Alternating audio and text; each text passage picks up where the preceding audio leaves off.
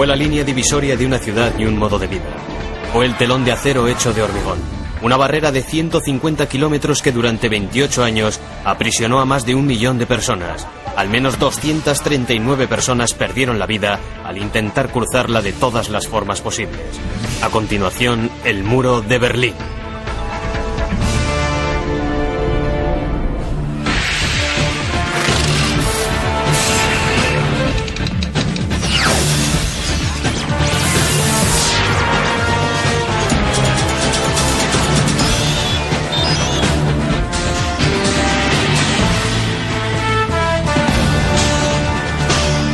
El muro de Berlín. Casi una década y media después de su caída, apenas quedan restos del famoso muro de Berlín. La barrera que en su día separó el mundo en dos es actualmente una reliquia inofensiva, decadente, cubierta de hierbas y maleza. Estas torres de vigilancia antaño representaron una bala en la espalda para todo aquel que intentara cruzar el muro. Hoy descansan tranquilamente, desentonando con los bloques de apartamentos y los parques vecinales. El tramo de muro más largo que aún sobrevive, un recorrido de unos 1400 metros conocido como la Galería Oriental, es en la actualidad más conocido por sus obras de arte que por su pasado. Pero en su época el muro de Berlín representó la pieza de infraestructura más amenazante, despiadada y tétrica del mundo.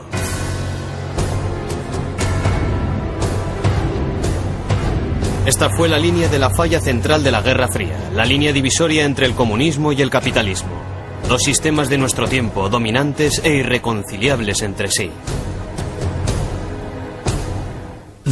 Eran unas placas tectónicas, se desplazaban la una contra la otra, friccionaban entre sí de un modo que resulta difícil de comprender. El problema no era trasladarse de un país al otro, sino caminar desde un extremo de la calle al otro. Pasabas de una ideología a la otra. Aquí termina el muro y empieza el capitalismo. Aquí comienza una sociedad mejor. Yo estaba convencido de ello. Ideologías aparte, el muro de Berlín era un alarde de diseño y una construcción monumental y extravagante. Una barrera doble de más de 150 kilómetros, con cientos de torres de vigilancia. Una franja cruelmente mortal cuyo objetivo no era otro que la división total de una de las principales capitales europeas. Era un país pobre que intentaba construir pirámides en medio de una ciudad. Lo hicieron sin grandes inversiones porque se vieron obligados a ello. No tenían alternativa. Y a pesar de todo, llevaron a cabo una labor increíblemente eficaz para dificultar la salida al exterior. Lo lograron con creces. Las raíces y la desesperada lógica del muro se remontan a los estertores de la Segunda Guerra Mundial y el deterioro de relaciones entre los antiguos aliados. Al finalizar la guerra, Alemania quedó dividida en 4 sectores, cada uno correspondiente a los Estados Unidos, Gran Bretaña, Francia y la Unión Soviética. La capital, Berlín, estaba situada a 170 kilómetros de la frontera, dentro de la zona soviética, y se dividía a su vez en 4 sectores, uno por cada aliado. Los soviéticos, que habían tomado Berlín tras varias semanas de encarnizados combates, ocuparon la zona más amplia, Berlín Oriental, que comprendía un 40% de la ciudad, en la que vivían 1.100.000 habitantes. Los Estados Unidos, Gran Bretaña y Francia controlaban Berlín Occidental y sus 2.200.000 habitantes. La Puerta de Brandenburgo, construida 2 siglos atrás, fue una de las escasas estructuras que sobrevivió a la guerra. Quedó en la línea divisoria entre el sector soviético y el aliado, entre Berlín Oriental y Occidental. El Berlín de la posguerra estaba en ruinas y los refugiados se precipitaron en masa hacia el lado occidental, donde se estaba llevando a cabo una rápida reconstrucción promovida por el Plan Marshall. En 1948, para atajar el flujo de refugiados, los soviéticos impusieron un bloqueo alrededor de Berlín Occidental con la intención de matar a los aliados de inanición y dejar a la ciudad completamente bajo control soviético. Pero los norteamericanos se saltaron radicalmente el bloqueo mediante un puente aéreo. Cada 2 minutos, las 24 horas del día, un avión aterrizaba con suministros. Así se cubrieron las necesidades de la ciudad durante 11 meses. Finalmente, los soviéticos levantaron el bloqueo el 12 de mayo de 1949. Para entonces los antiguos aliados ya eran enemigos irreconciliables. Sin embargo, pese a las diferencias políticas, la frontera entre Berlín Oriental y Occidental estaba sorprendentemente abierta y libre. La ciudad de 8 siglos de antigüedad compartía una infraestructura común. Todo, desde el correo hasta el metro, se gestionaba de forma unificada y unos 60.000 berlineses orientales trabajaban en el lado occidental. Aquel fue el verdadero problema. Berlín era una ciudad abierta y la gente podía ser controlada por la policía, pero en realidad no podían vigilar a los que cruzaban hacia el otro lado de la ciudad. A lo largo de la siguiente década, el problema de los refugiados se agravó. Alemania Oriental perdía del orden de 100.000 habitantes al año. Los periodistas habían conseguido acceder a través de Berlín y el primer ministro soviético, Nikita Khrushchev, exigía nuevamente a las tropas aliadas que abandonaran la zona occidental. El régimen descubrió en 1958 que se les marchaban más médicos al año de los que podían formar en ese mismo periodo, por lo que empezaron a dar marcha atrás. En 1961, cuando Alemania Oriental empezó literalmente a fluir hacia Occidente en busca de prosperidad, el gobierno sopesó todas las opciones y llegó a la conclusión de que la única solución era construir un muro para evitar el éxodo. Y a pesar de todo, lo que sucedió el 13 de agosto de 1971 pilló a todos por sorpresa. En toda la historia del planeta a nadie se le había ocurrido la idea de dividir por la fuerza una ciudad del tamaño de Filadelfia en 2 partes mediante un muro. En Berlín Occidental había una gran presencia de agentes de la CIA intentando averiguar las medidas que iba a tomar el régimen germano oriental para atajar la sangría de refugiados.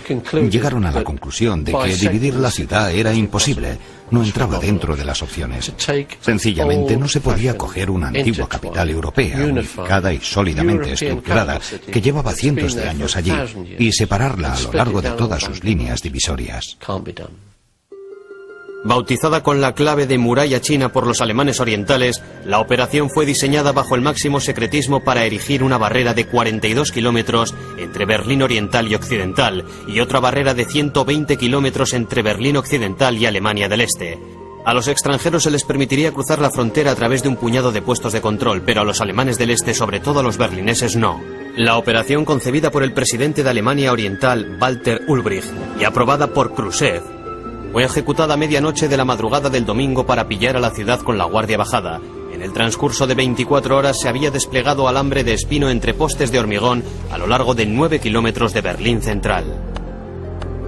Se cerraron 67 de los 81 puestos de cruce entre el este y el oeste. Los movimientos en torno a los restantes puestos de control fueron estrictamente controlados. El 13 de agosto a las 7 de la mañana oí las noticias e inmediatamente le desperté a mi hermano. Entonces sacamos nuestras bicicletas y recorrimos las fronteras y comprobamos que estaban plantando postes de hormigón en el asfalto con la ayuda de martillos neumáticos. Estaban colocando vallas de alambre de espino. Había muchos militares con armas. Parecía una guerra. La primera fase de separación de la ciudad fue la más peligrosa. Miles de guardias fronterizos y policías orientales fueron puestos a patrullar con el apoyo de tanques del ejército de Alemania del Este. También fueron llamados 25.000 reservistas civiles a quienes la policía había convocado a las 2 de la madrugada. Se les proporcionaron armas y alambre de espino. A nadie se le había avisado con antelación de la operación y nadie sabía cómo reaccionaría la gente, incluidos los habitantes de Berlín Oriental.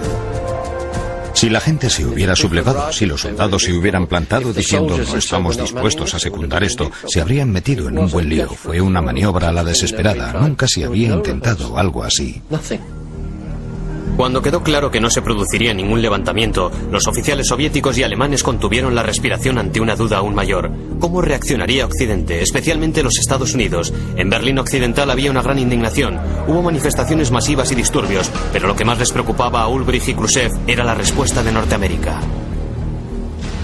Las autoridades de Alemania del Este estaban aterradas ante la posible respuesta de Occidente. Se temía incluso la guerra, de modo que anduvieron con pies de plomo para no provocar las iras occidentales. Sus órdenes a los soldados fueron que en caso de disparar, debían hacerlo de modo que las balas no penetraran en Berlín Oeste. Solo se permitía disparar paralelo al muro o hacia el lado oriental. En Washington, el presidente Kennedy vigiló de cerca los acontecimientos, pero a medida que transcurrían los días, quedó patente